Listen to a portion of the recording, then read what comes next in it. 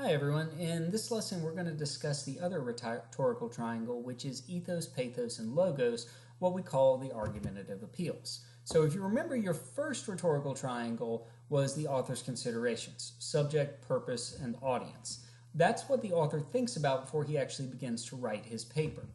This one is the methods that the author is going to employ to try and convince the audience to go along with something. And these three things are Greek words that you've probably heard before, maybe dealt with a little bit in your 101 class: ethos, pathos, and logos. It's important to understand what these are because these are the main ways that you can try and appeal to an audience. You can try and convince people to be on your side. So let's briefly look them over. First secret word of the day is guitar. When we talk about ethos, what we're thinking about really is credibility. How trustworthy is the person that's trying to convince me of something? We can see a perfect example of this if we're talking about science. When it comes to science, everybody loves Neil deGrasse Tyson. He's funny, he's smart, but more importantly than anything, he's trustworthy.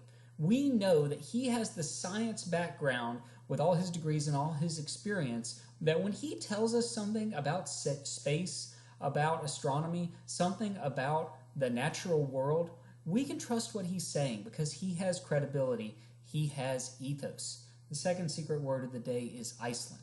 On the other hand, if just some random bro is telling you something, you have to wonder whether he's worth listening to. So if this bro comes up to you and goes, "Oh, hey dude, look at this new black hole we discovered," well, you may not believe him.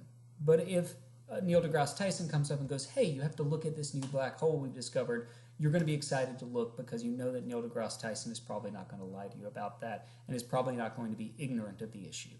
Now, that's not to say that the bro cannot become an expert on black holes. If he goes to school and learns all about them, he can become just as credible as Neil deGrasse Tyson.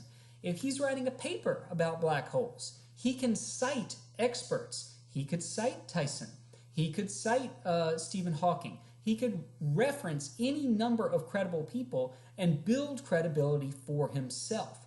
He can establish ethos by relying on the words of others. So don't feel like you have to be Neil deGrasse Tyson in order to talk about important space or important science-related issues. You just have to make sure that you can back up your claims with people who are experts. If you are an expert in something, we mentioned if you were a cheerleader in high school, then you don't necessarily need to bring in that many sources. You can just establish personal ethos, personal credibility by talking a little bit about why you're an expert on the topic. But if you're not an expert on the topic, you need to make sure to bring in voices from people who actually are experts. When you're looking at your They Say paper, when you're looking at that article, make sure you take a look at how does this guy establish credibility.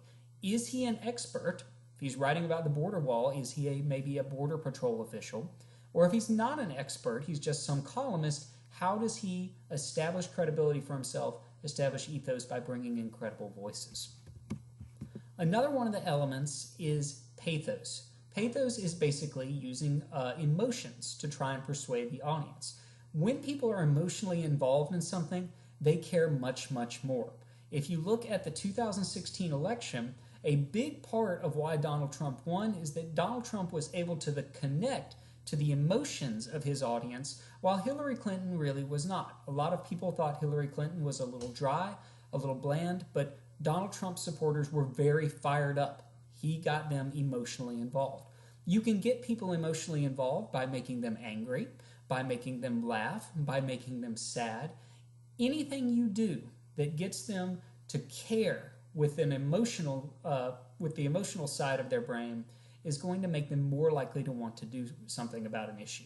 So as you look at your article, does the author make an effort to get the audience emotionally involved? If so, that's them using pathos to try and convince them. Last, we have logos, which is pretty self-explanatory. It's logic. How are you logically going to make an argument? Oftentimes you see this done with research, statistics, facts and figures, any kind of logical claims that can back up the things that you're trying to say. Again, if you look at the 2016 election, we saw a lot of logos from Hillary Clinton. She said a lot about, here's what I'm going to do and how I'm going to do it. In the case of that particular election, pathos won out over logos. So don't think that you can have one without the other. In fact, the strongest arguments have all three.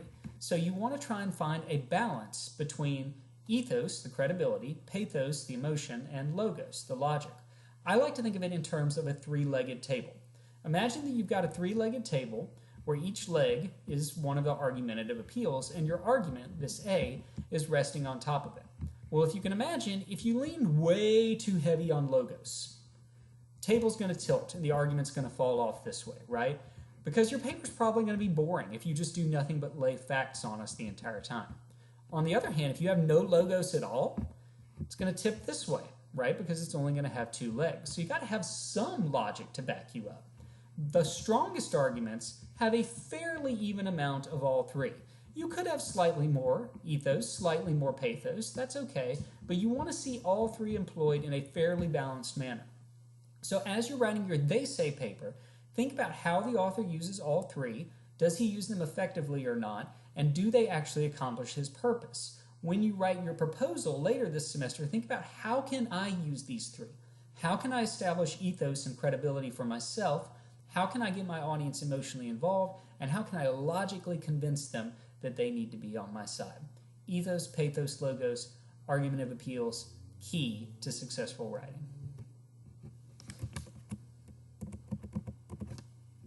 Oh, by the way, the last secret word is bail.